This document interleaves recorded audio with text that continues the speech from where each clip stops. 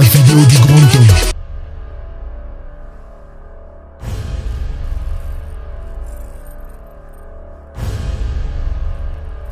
En 1312, quand il prend le pouvoir, il hérite de toute une série de titres. Roi des rois, lion du Mali, et peut-être le plus important de tous, seigneur des mines. Une enquête a classé Mansa Musa comme l'homme le plus riche de tous les temps. Sa fortune a été estimée à 400 milliards de dollars. Kanga Musa est le deuxième Mansa, roi des rois de l'Empire du Mali, de 1312 à 1337. Lors de son accession au trône, l'Empire du Mali est constitué de territoires ayant appartenu à l'Empire du Ghana et au Mali, ainsi que les zones environnantes. Musa porte de nombreux titres. Émir de Mel, seigneur de mines de Ouangara, ou conquérant d'au moins une douzaine d'autres régions.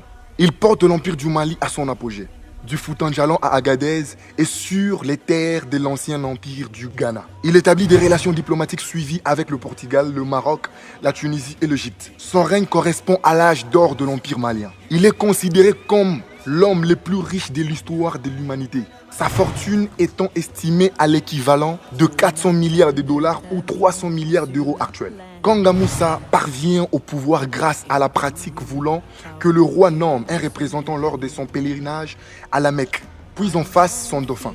Ainsi Musa est choisi en tant que représentant, puis prend le pouvoir. Son fils, Mansa Magan, deviendra aussi roi du Mali grâce à ces traditions. Il part pour l'Arabie en 1324 avec sa suite qui comprend 60 000 hommes, 12 000 serviteurs et esclaves. Des héros vêtus de soie et porteurs de bâtons d'or s'occupent des chevaux et des sacs. Musa fournit tous ces dons qu'a besoin la procession, fournissant nourriture aux hommes et animaux. Au sein de la caravane se trouvent aussi, selon certains récits, 80 dromadaires portant entre 50 et 300 livres d'or en poudre chacun. Dans chaque ville qu'il traverse, Musa offre ses richesses. Plusieurs témoins directs rendent compte de son voyage. Ils sont tous impressionnés par la richesse du souverain et par l'importance de sa suite. La magnificence de Musa provoque des effets secondaires dévastateurs, ruinant l'économie des régions qu'il traverse.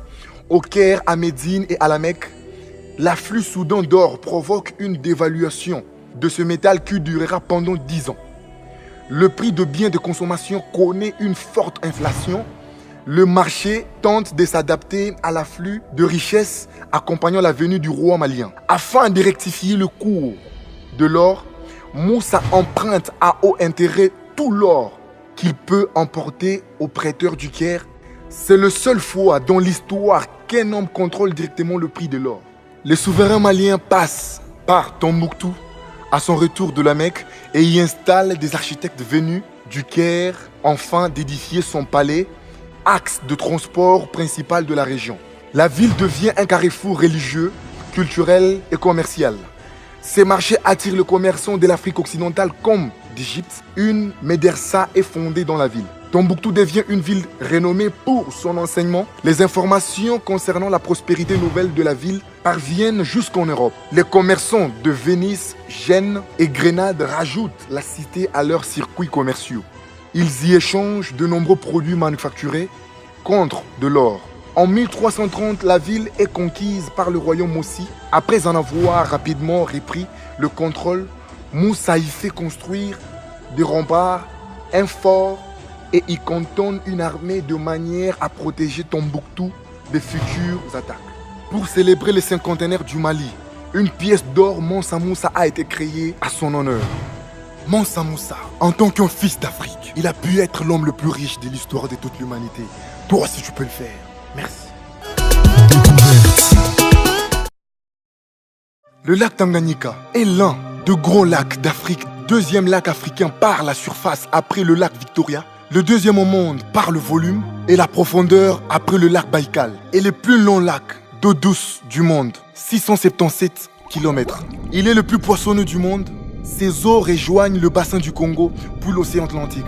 On estime que sa formation remonte à environ 20 millions d'années. Le lac Tanganyika couvre une superficie de 32 900 km², approximativement la même superficie que la Belgique. et s'étire sur 677 km², le long de la frontière de la Tanzanie à l'est et de la République démocratique du Congo à l'ouest. Son extrémité nord sépare ces deux pays du Burundi. Son extrémité sud le sépare de la Zambie. On retrouve à l'ouest, du côté congolais, le mont Mitumba.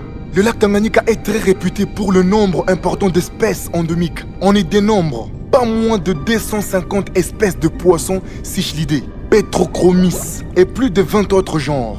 Et 150 espèces de non-cichlidés, Stolotrissa, Limnotrissa, Lampriotis, Lamprichtis, dont la plupart vivent le long de la côte jusqu'à environ 180 mètres de profondeur. La plus grande part de la biomasse se situe dans la zone pélagique et est dominée de 6 espèces. 2 espèces de sardines du Tanganyika et 4 espèces de lattes. La quasi-totalité des espèces de cichlidés est endémique et plusieurs sont appréciés comme poissons d'aquarium. Le cobra d'eau, espèce endémique, est un reptile adapté à la vie subaquatique comme les serpents marins des récifs coralliens. La partie terminale du corps est comprimée latéralement afin de faciliter la nage. Jeune, il se nourrit des Neolamprologus, vivant dans les coquilles des Neotoma. Tanganisens, escargot endémique du lac Tanganyika. Adulte, il n'hésite pas à s'attaquer à des proies beaucoup plus imposantes. Espèces vivant tout autour du lac,